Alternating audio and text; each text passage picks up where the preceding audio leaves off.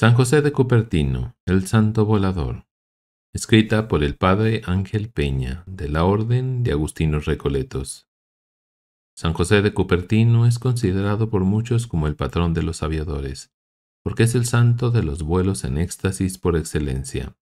Eran tan frecuentes y tan espectaculares sus vuelos en éxtasis que dejaba admirados a grandes y chicos, hombres y mujeres de toda condición social. La gente venía de todas partes a asistir a su misa, no solo por curiosidad, sino también para ver a un santo en persona, que hacía milagros por doquier. Su devoción a María era tan grande que, al solo escuchar su nombre, se quedaba en éxtasis. Su amor al Santísimo Sacramento era igualmente grande, y se pasaba muchas horas en oración delante del sagrario. Casi todos los días, al celebrar la misa, tenía momentos de éxtasis y, a veces, se elevaba del suelo. Sin embargo, no todo fue maravilloso en su vida. Tuvo mucho que sufrir de algunos, incluso eclesiásticos, que consideraban que todo era apariencia y falsedad. Lo denunciaron a la Inquisición y le hicieron un juicio del que salió librado. No obstante, para evitar algunos excesos de la gente que buscaba reliquias a toda costa y lo visitaba constantemente, trataron de ocultarlo en el convento de Pietrarrubia, después en Frosombrone y, por fin, en Osimo, donde murió. Algunos lo consideran como patrón de los estudiantes. Leer su vida es una bocanada de aire fresco para nuestra vida espiritual. Era tan humilde que se llamaba a sí mismo Fray Asno. Pero Dios hacía milagros extraordinarios por su intercesión, en vida y después de su muerte. Pidámosle que fortalezca nuestra fe para amar a Dios con todo nuestro corazón. Su familia. El pueblo de Cupertino, donde nació nuestro gran santo, pertenecía al reino de Nápoles, región italiana de Puglia, que en su tiempo era gobernada por un virrey dependiente del rey de España, Felipe III. El pueblo tenía entonces unos 2000 habitantes, dedicados casi exclusivamente a la agricultura. Sus padres se unieron en matrimonio el año 1585. Su padre se llamaba Felipe Deza y su madre, de 14 años, era Francesina Panaca. Los dos eran de familias económicamente modestas. Su padre era carpintero. El duque de Acereza, Galeazzo Pinelli, lo nombró procurador del castillo que poseía en el pueblo por considerarlo un hombre de bien y de confianza. Por este motivo, sus conciudadanos lo llamaban el Castellano. Tuvieron 6 hijos, pero los 4 primeros, Brígida, Pedro, Margarita y otro segundo Pedro, murieron muy pequeños. Sobrevivieron Livia, nacida el 14 de octubre de 1601, y nuestro José María. Su padre cometió un gravísimo error que condicionaría la vida de nuestro futuro santo.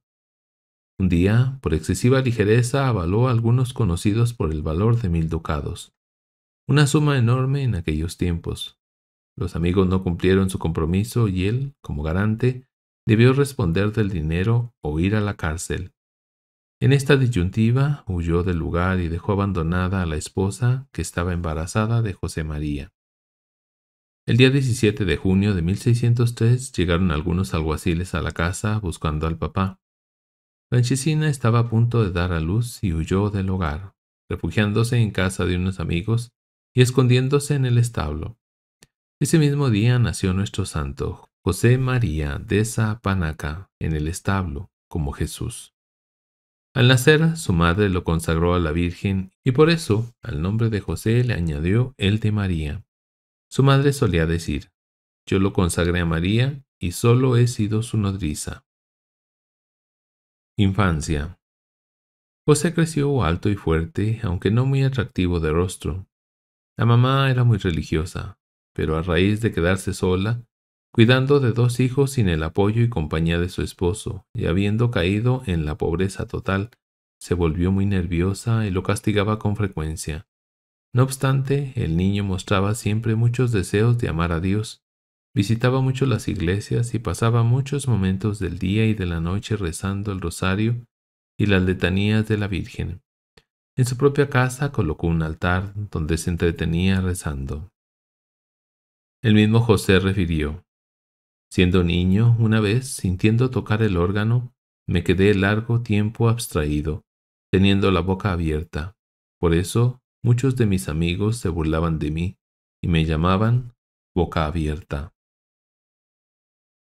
A los 8 años, en 1611, cayó gravemente enfermo de una úlcera cancerosa que lo obligó a guardar cama durante 6 años, soportando el calor y la tiña, abandonado de todos, pues nadie quería visitarlo, ya que la úlcera producía muy mal olor. Solo su madre lo atendía, aunque a veces se dejaba llevar de su nerviosismo y le gritaba desesperada: «Tú no eres mi hijo, te he encontrado en el bosque, te tengo por amor de Dios». Él sufría todo con paciencia y aprendió a ser humilde, sintiendo que no era nada ni servía para nada. La mayor parte del tiempo lo pasaba solo. Así aprendió a rezar y a encomendarse a Dios como su único refugio en la adversidad. Y Dios empezó a manifestarle su predilección y a darle visiones y consolaciones espirituales con algunos éxtasis. Su madre lo llevaba muchos días a misa en brazos. Él dirá sobre este tiempo de enfermedad: «Cuando era niño era muy vivaz, pero después de tantas enfermedades padecidas, me quedé como pusilánime y miedoso, sobre todo cuando encontraba alguna persona importante que llevaba sombrero. Incluso siendo ya sacerdote, al principio, cuando celebraba la misa, si había alguna persona importante, como yo había estudiado tan poco, tenía miedo de cometer errores. Pero ahora Dios me ha bendecido y me ha cambiado, dándome un corazón grande para no tener miedo a nadie». Dios fue para él la fuerza y la alegría de su vida.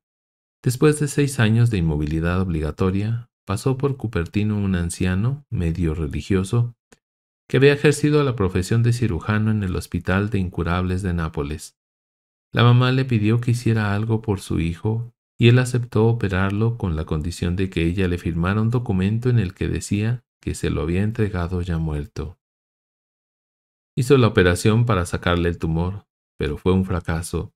Entonces, el mismo anciano recurrió al último recurso.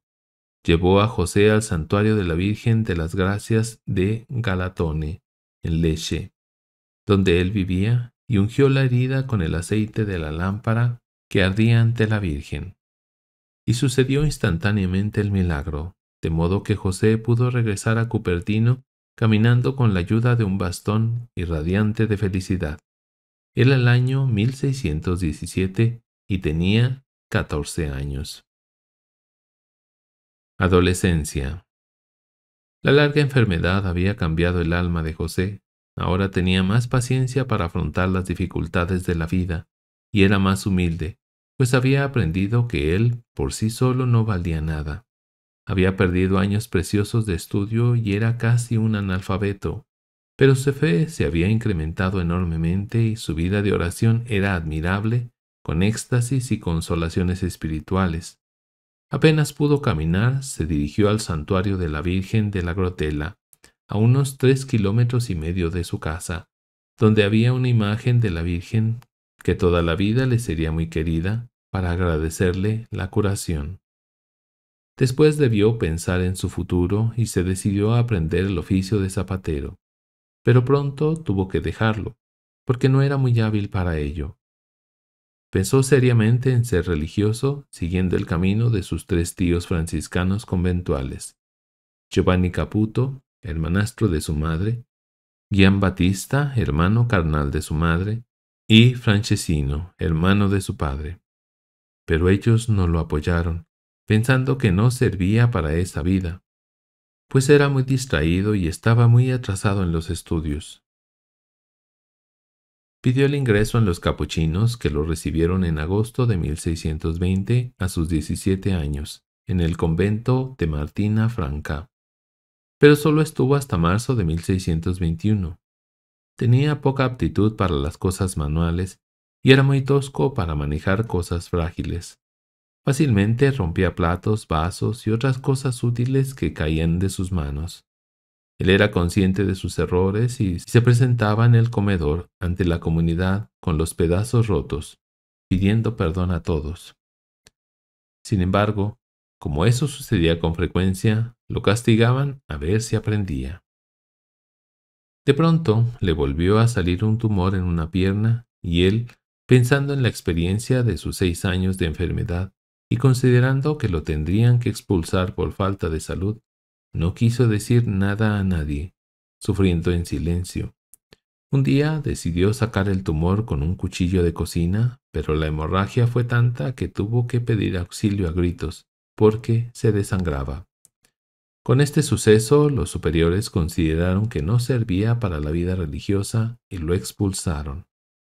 Escribieron en el registro del convento: totalmente inepto para la vida religiosa, inhábil e ignorante. Lo peor para él fue la ceremonia de expulsión en la que le quitaban el hábito religioso y lo vestían de civil, poniéndolo en la puerta.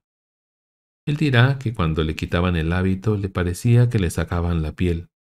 Ese mismo día debía comenzar su caminata a Cupertino, unos 80 kilómetros que debía recorrer a pie con el miedo y la vergüenza de presentarse en casa como un expulsado. Por eso pensó que era mejor ir a ver a su tío franciscano, Giovanni Caputo, que estaba predicando la Cuaresma en el pueblo de Avedrana. Durante el camino tuvo que pedir limosna y algunos lo rechazaban, pensando que era un bandido. Uno de los días, mientras caminaba muy cansado, sintió el galope desenfrenado de un caballo.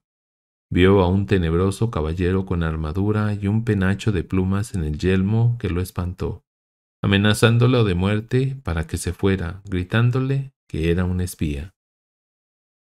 El padre Roberto Nuti, que fue su primer biógrafo, asegura que el santo siempre estuvo convencido de que ese caballero tenebroso había sido el diablo, que se le presentó visiblemente por primera vez y, desde entonces, lo llamó Malatesta. José encontró a su tío y con él estuvo unos días hasta la Pascua, pero al manifestarle que quería ser religioso y que había sido expulsado de los capuchinos, su tío decidió llevarlo a casa con su madre. En Cupertino se enteró de que su padre había muerto y que las deudas no pagadas recaían sobre él como heredero, lo que significaba que podía ser arrestado en cualquier momento. Su madre no lo recibió bien, pero trató de ayudarlo, pidiendo la ayuda de sus otros tíos, pero ellos tampoco lo consideraron apto para la vida religiosa y no lo quisieron recibir en el convento de la Grotela. Solo el molesto sacristán del convento lo recibió por caridad y lo escondió en un rincón oscuro del convento. Allí estuvo 6 meses completamente aislado del mundo, pasando mucho calor en verano y mucho frío en invierno, con la poca comida que le procuraba el sacristán, tomando aire solamente por la noche, cuando nadie lo podía ver. En ese tiempo oraba con fervor y confiaba a Dios su oscuro porvenir, y Dios lo animaba a seguir confiando, dándole consolaciones espirituales como cuando era niño. Un día comió algo que no le hizo bien y le vino una fuerte disentería, con grave peligro de muerte, si no era atendido con prontitud. El sacristán estaba angustiado y lleno de pánico. Lo sacó de aquel cartuchuelo fétido por los malos olores de su enfermedad y lo presentó, extenuado y casi acabado, ante su tío Giovanni Caputo, asumiendo la responsabilidad de haberlo ocultado. Su tío se compadeció al verlo en ese estado extremo. Habló con el superior, que era su otro tío, Francesino Deza. Lo hicieron curar y después lo recibieron como empleado para cuidar el establo y específicamente la mula del superior.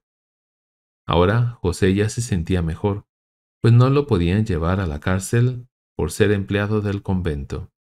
Además lo aceptaron como terciario franciscano laico y podía tener algunas horas para estudiar, pensando siempre en su deseo de ser religioso. Religioso y sacerdote. Después de 3 años de empleado, todos los religiosos del convento lo estimaban, porque era muy servicial y humilde con todos. Sus tíos decidieron aceptarlo como novicio y comenzó el noviciado el 19 de junio de 1625, a los 22 años, siendo aceptado para estudiar con miras al sacerdocio.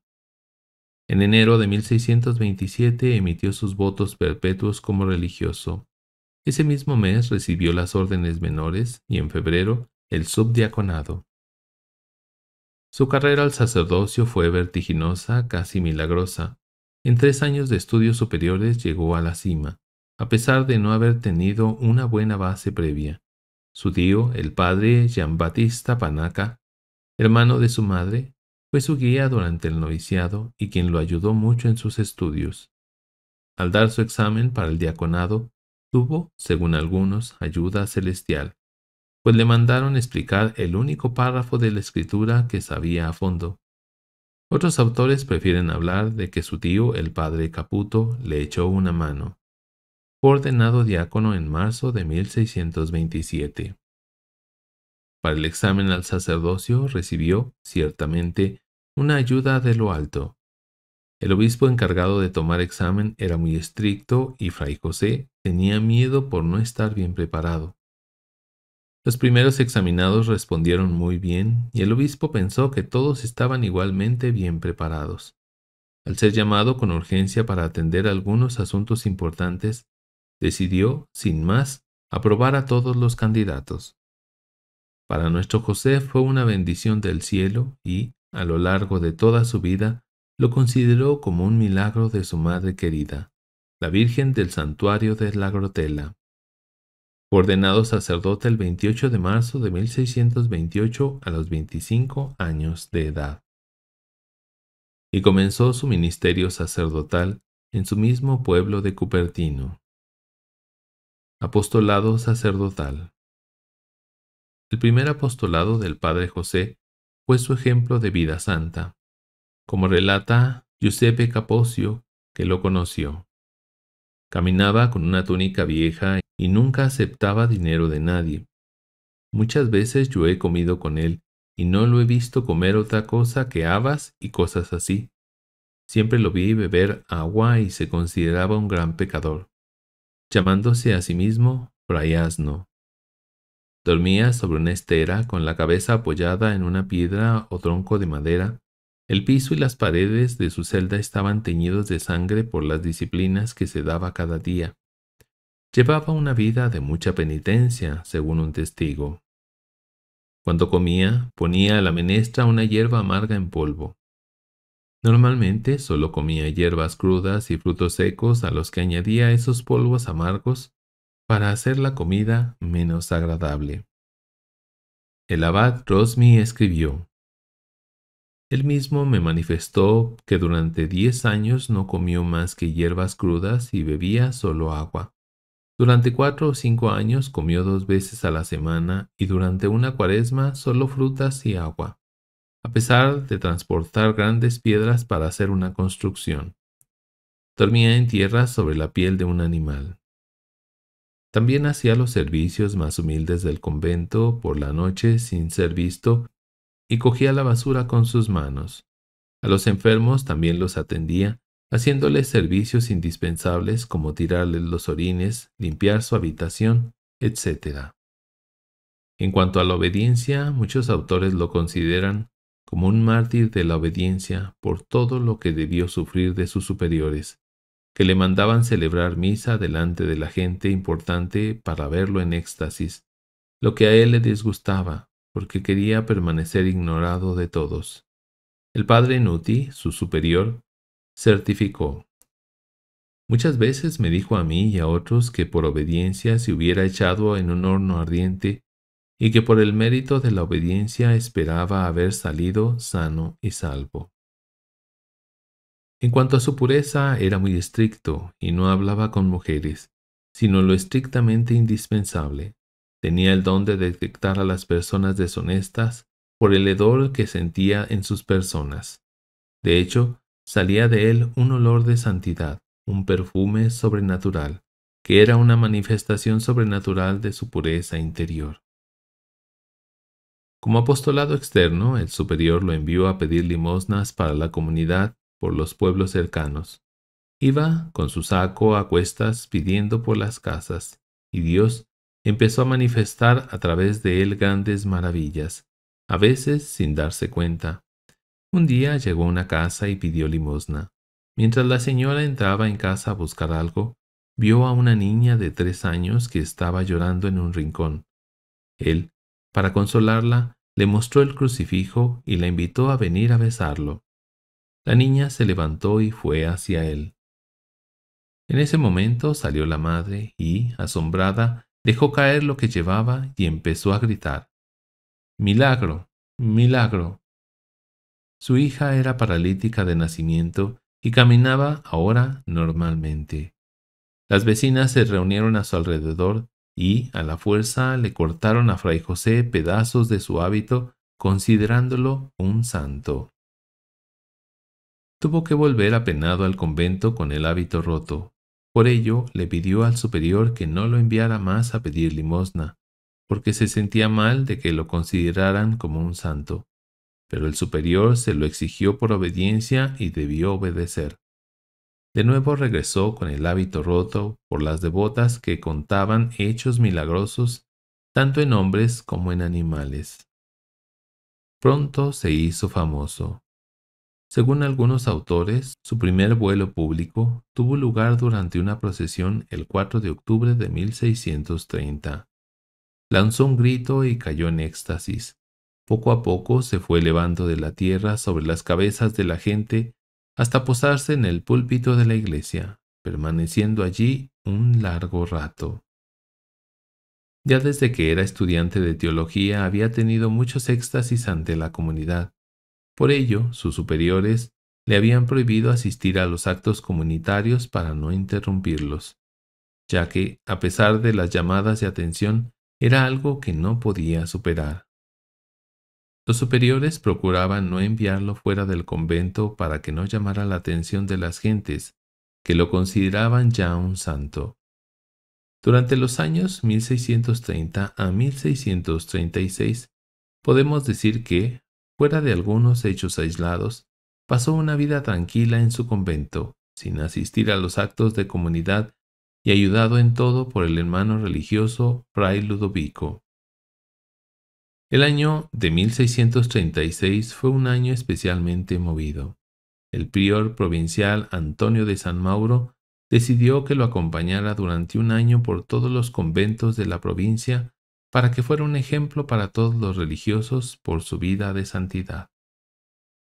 Él aceptó obligado por la obediencia. Visitaron unos 60 conventos, pero a sus misas públicas asistía mucha gente, y él se extasiaba y volaba dejando en todos una inmensa alegría espiritual, aparte de los muchos milagros que Dios hacía por su intercesión. Graves acusaciones.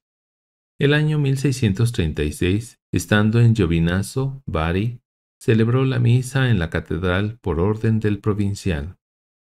Durante la misa, cuando comenzaba a caer en éxtasis, el superior, por obediencia, le hacía volver en sí. Todo esto le causó una gran tortura interior, que se manifestó exteriormente al comenzar a temblar y tener una especie de convulsiones que, a los ojos de algunos presentes, era una simple pantomima o función teatral que hacía para pasar por santo. A los pocos días, el 26 de mayo de 1636, fue denunciado por el fiscal de la curia episcopal. El vicario episcopal, por falta de obispo, tomó cartas en el asunto y preguntó a diferentes personas que lo habían visto en la misa de la catedral y durante la misa que celebró en el convento de las religiosas clarisas. Sobre la misa de las clarisas, un testigo manifestó: «Vi que estaba arrodillado en la tercera grada del altar y, de pronto, lanzó un grito al igual que en la catedral y con los brazos abiertos, sin tocar nada, saltó hasta la última grada donde quedó inmóvil mientras las religiosas cantaban las letanías, y no hubiera vuelto en sí si el Padre Superior no le hubiera ordenado por obediencia que regresara». Todos quedaron admirados. Pero algunos sacerdotes y seglares consideraron estas cosas como un querer llamar la atención. El arcipreste Giovanni Perillo declaró: «Si hubiera sido un santo, hubiera huido de darse publicidad y de llamar la atención». Algunos testigos declararon que parecía querer hacerse el Mesías y aparentar ser santo sin serlo, y que la gente del pueblo bajo lo tenía por santo por ser ignorante y dejarse engañar. El vicario general recogió los testimonios negativos e envió una denuncia formal ante el Tribunal de la Inquisición de Nápoles. Lo que no se decía en la denuncia era que el padre José no quería celebrar la misa en público para ser admirado y tenido como santo, sino todo lo contrario, y que era obligado por su superior provincial, que fue quien lo llevó durante todo el año de viaje, lo que iba contra la humildad del siervo de Dios y le hacía sufrir mucho. El mismo padre José dirá a los jueces de la Inquisición el 8 de diciembre de 1638 que, un día, estando en el convento de la Grotela, fue al comedor con una cuerda al cuello y, postrado en tierra ante el superior que estaba a la mesa con otros hermanos, le pidió por caridad no mandarle celebrar la misa en público o que ordenara, por obediencia, que no le vinieran esos raptos. El padre superior le respondió que lo pensaría y, después de algunos días, le respondió que tuviera paciencia, porque Dios lo quería mortificar con aquellos raptos. Él le pedía a Dios que se los quitara y en 1637 le concedió esta gracia por un año. El 2 de agosto de 1637, celebrando la misa, y después de haberse elevado, oyó una voz que le dijo: «Te es concedida esa gracia, pero prepárate para la cruz». La cruz que le venía era la de tener que acudir y ser juzgado ante el tribunal de la Inquisición. Ante el tribunal manifestó: «Bendita sea la Virgen María por esta gracia que considero la mayor que Dios me ha dado». Y manifestó que muchos días debía correr después de la misa para ir a encerrarse a su celda, pues sentía que le venían los raptos y no quería que lo vieran en público. Sin embargo, la gracia de no tener raptos o vuelos fue temporal. Ante la Inquisición. Le comunicaron que debía presentarse ante el tribunal en Nápoles. El 21 de octubre de 1638 partió de Cupertino, donde había vivido como sacerdote hasta entonces, acompañado de su fiel hermano Ludovico y de su confesor, el padre Diego Galasso. Los hermanos del convento de Nápoles no lo recibieron muy bien, sabiendo que era un inculpado y podía ser condenado. El padre Roberto Nuti, su primer biógrafo, refiere que el primer día que debió presentarse ante el tribunal, se le presentó San Antonio de Padua y lo acompañó por las calles de Nápoles hasta el tribunal de la Inquisición, donde estuvo en prisión preventiva. San Antonio de Padua le había dicho: «No tengas miedo, que Dios te ayudará, al igual que la Madre de Dios y nuestro seráfico Padre San Francisco». La Virgen María lo acompañó en el triple interrogatorio. Tuvo un vuelo ante los jueces que les convenció de su inocencia, mientras él repetía: «Oh bienaventurada Virgen María, oh bienaventurada Virgen María».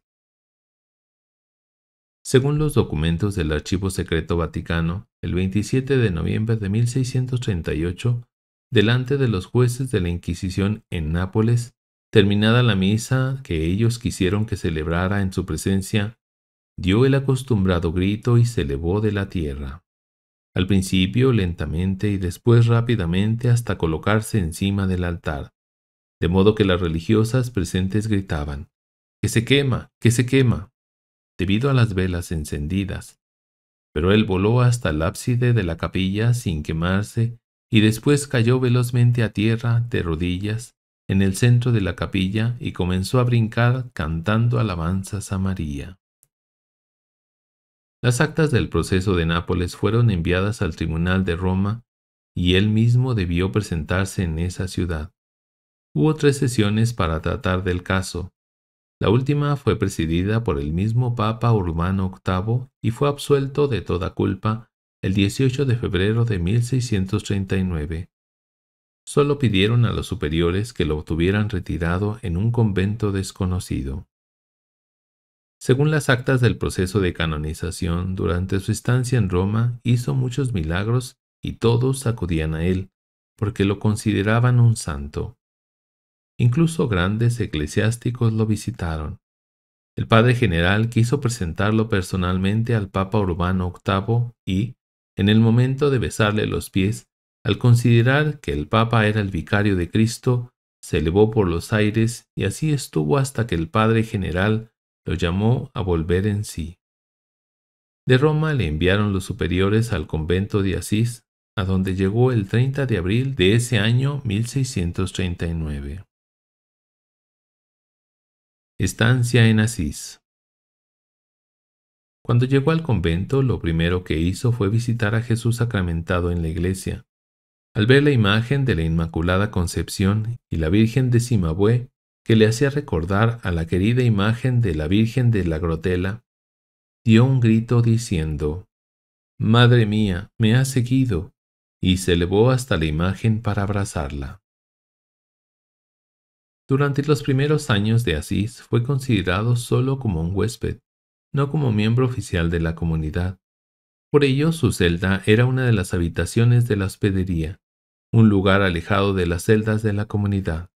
También se le prohibió asistir a los actos de la comunidad para que no distrajera a todos con sus éxtasis y raptos. Al poco tiempo fue nombrado superior del convento de Asís el que había sido su provincial y lo había llevado un año de viaje por los conventos, el padre Antonio de San Mauro, quien por haber sido amonestado seriamente por el Santo Oficio, lo trató con mucha dureza, llegando hasta insultarlo. El padre general, al enterarse de ello, cambió al padre Antonio del convento y nombró al padre Rafael Palma, que trató al siervo de Dios con mucha consideración. Una de las mayores alegrías del padre José era hablar con los novicios y darles los consejos y pláticas espirituales. Los llamaba mis ovejitas. En ese tiempo tuvo serios problemas de salud. Parecía vivir de puro milagro, pues no comía casi nada debido a sus problemas de estómago y del hígado. Su vista se deterioró y debieron comprarle unos lentes para leer. Un día, los superiores lo mandaron a Roma para entrevistarse con el príncipe polaco Casimiro Wasa, hermano del rey Ladislao de Polonia, que deseaba entrar en la compañía de Jesús, pero el padre José lo desanimó. «No serás sacerdote ni jesuita». Así sucedió, ya que, al morir su hermano, fue nombrado rey y, antes de hacer sus votos, tuvo que dejarlo todo, de acuerdo al consejo del padre José, para ser rey de Polonia. Eran los días de Cuaresma y sus hermanos de la comunidad de Roma le pidieron quedarse hasta la Pascua, lo que hizo de buena gana. Pasada la Pascua de 1644, regresó a Asís, pero ya con residencia oficial. La ciudad entera se sintió feliz de su regreso y el 10 de abril de ese año 1644 fue nombrado ciudadano e hijo adoptivo de Asís. El día 13 fue declarado miembro oficial de la comunidad religiosa de Asís, y sus mismos hermanos lo aceptaron en comunidad con todos los derechos y con toda la deferencia que les merecía su reconocida santidad.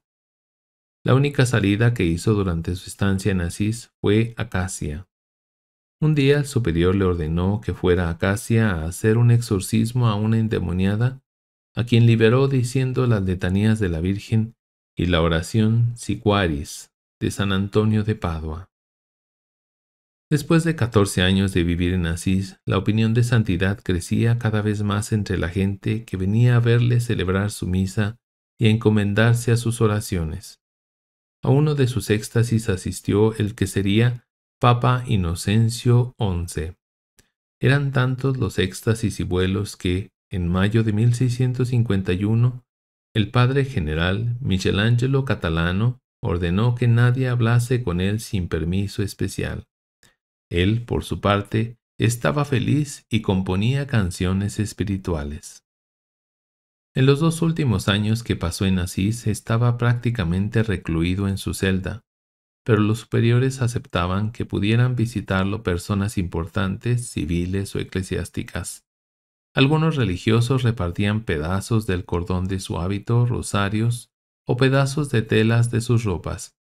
como aquella tela de su hábito que el padre Roberto Nuti había regalado a Sor Francesca María Apolonia, hija espiritual del siervo de Dios, con certificado de auténtica y sello de la provincia, como si se tratara ya de un santo canonizado. Por estos excesos lo volvieron a acusar de simulación de santidad. Nuevas acusaciones. El gobernador de Asís lo denunció y envió una carta al inquisidor de Perugia, quien la envió a Roma. Después de leer las acusaciones del gobernador, el Papa mismo decidió que fuera trasladado de Asís a otro convento, concretamente al convento de capuchinos de Pietrarrubia, para que estuviera oculto y desconocido, sin poder hablar con nadie de cualquier condición o sexo, ni poder escribir ni recibir cartas. Solo podía hablar con los religiosos del convento. Y notemos que era un convento de capuchinos, no de su orden de franciscanos conventuales. Alejarlo de su orden ya era un gran castigo. Además, solo podía salir de su celda para celebrar misa o escucharla. Todo ello se debía al deseo de que no llamara la atención y viviera desconocido de todos. El 22 de julio de 1653 se presentó en Asís el inquisidor de Perugia, el dominico Fray Vicente María Peregrino, escoltado por algunos guardianes para llevárselo en secreto a Pietrarrubia. Cuando el inquisidor le leyó la carta del traslado a otro convento desconocido, el padre José se postró ante él y le besó los pies en señal de obediencia. Dice el padre Roberto Nuti que era su superior en Asís. Al verlo temblar, pensando que iba a prisión, le dije: «Es necesario abrazar la cruz y practicar la obediencia». Y él respondió: «Santa obediencia». Y, sin decir más, avanzó corriendo hasta el carruaje sin haber siquiera recogido sus lentes, ni su manto, ni su breviario. Sin embargo, yo vi que había recuperado la serenidad y parecía alegre con una sonrisa en los labios. Enviado a Pietrarrubia. En su viaje a Pietrarrubia se detuvieron en Cita de Castello, en un convento de padres dominicos. Los trataron bien. El padre Livelli, que sería arzobispo de Aviñón y que estaba en ese convento, fue a visitar a nuestro santo en su celda. Dice: «Hablando de cosas espirituales, cayó en éxtasis con los brazos en cruz. Yo caí de rodillas, intenté mover uno de sus brazos, pero parecía haber perdido sus facultades naturales. Después de un cuarto de hora volvió en sí y me dijo: «Discúlpeme, padre, estaba dormido». Él se sentó y me pidió que no le hiciera más preguntas espirituales. Desde Cita de Castello iban por senderos escarpados y el conductor del coche tenía miedo de no poder pasar. Pero el santo le dijo: «Ánimo, deja a las mulas ir por donde quieran, pues las guiará un ángel del cielo». De esta manera el conductor pudo franquear los precipicios e ir por caminos impracticables como si fueran caminos llanos, y el siervo de Dios se reía y decía: «Las buenas mulas», y después agradecía a Dios. Apenas llegados a Pietrarrubia, encontraron a todos los religiosos reunidos en la puerta, y él se dirigió, sin conocerlo, al padre prior, se postró a sus pies y le pidió la bendición. Estando en Pietrarrubia, como su misa duraba 2 horas, el padre guardián le llamó la atención porque no habría cera para todos los días. Entonces él le aseguró que no habría problema, porque el viejo, así llamaba a San Félix de Cantalicio, en cuyo altar celebraba la misa, los ayudaría. Y así ocurrió, pues alguien llevó tanta cera como para no preocuparse más del tema.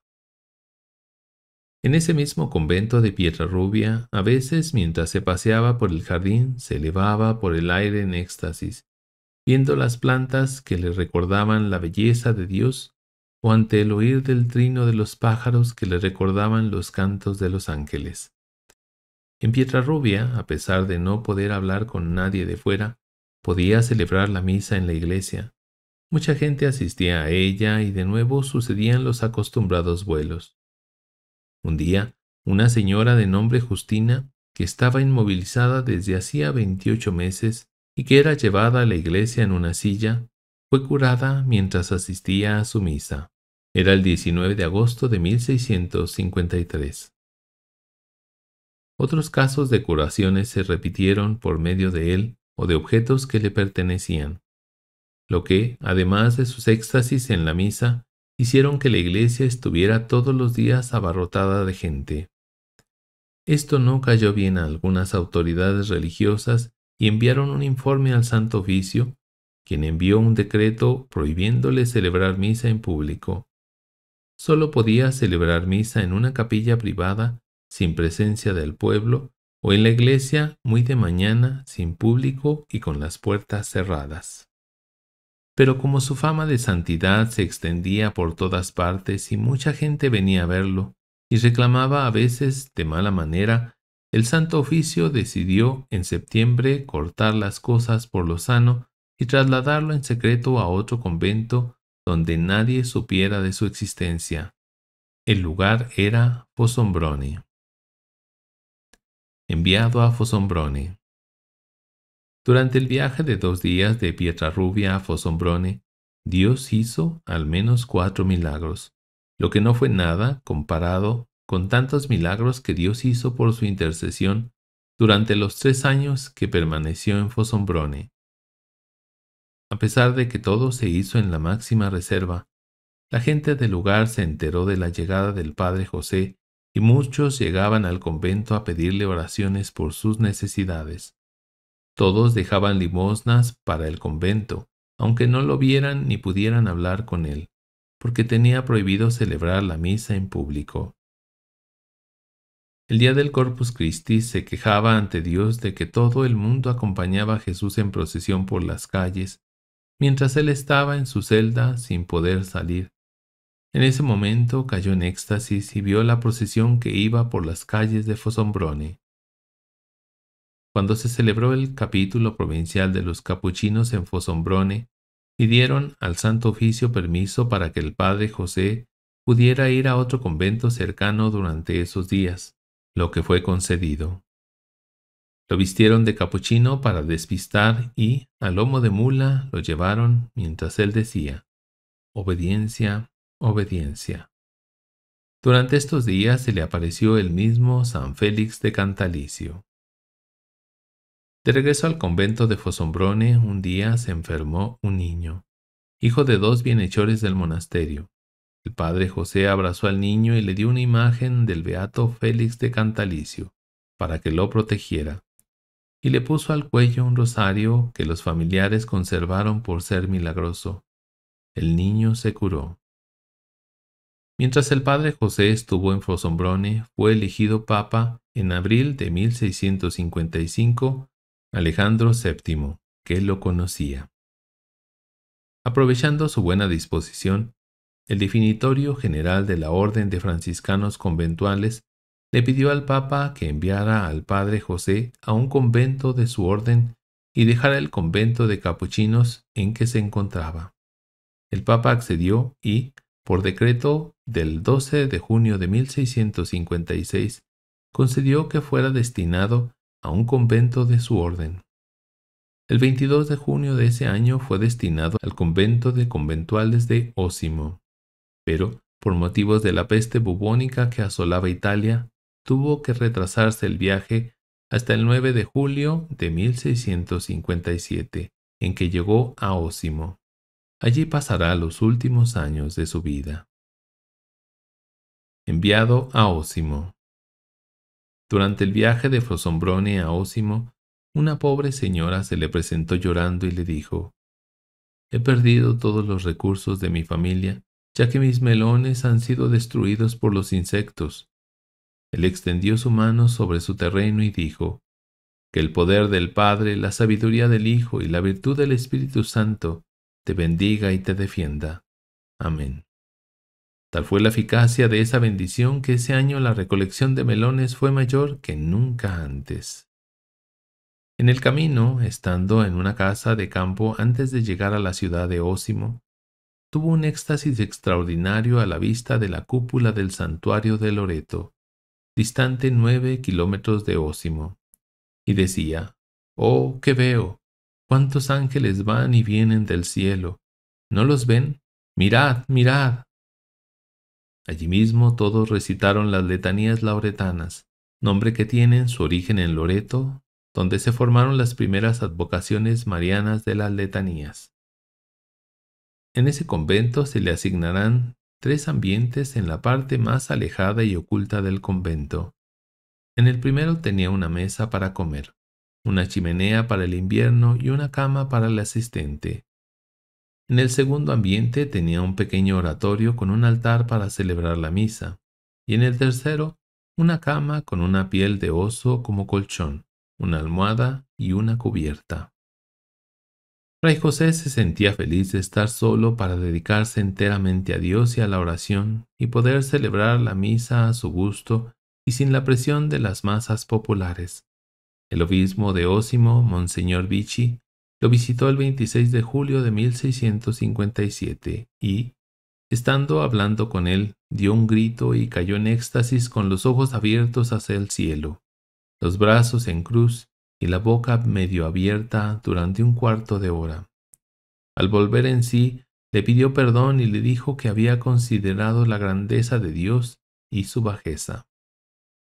Con ocasión de una enfermedad del siervo de Dios, se permitió entrar a un médico con mucha reserva, guardando el secreto porque nadie debía saber en el exterior que en ese convento estaba el padre José. A los 2 años de estar en Osimo se enfermó un empleado del convento y parecía que ya no había remedio. Se le pidió oraciones y con un bonete suyo se curó milagrosamente como lo reconoció el médico. Estando en Osimo, casi todas las tardes venían los hermanos a escuchar sus enseñanzas, a cantar con él los himnos que él componía y a pedirle consejos. De este tiempo declarará el padre Luca Mactelli: puedo decir de haberlo visto con mis propios ojos tener éxtasis en sus habitaciones muchísimas veces. En las actas del proceso de canonización se manifiesta que tenía mucha devoción al niño Jesús, que se le apareció en Osimo muchas veces.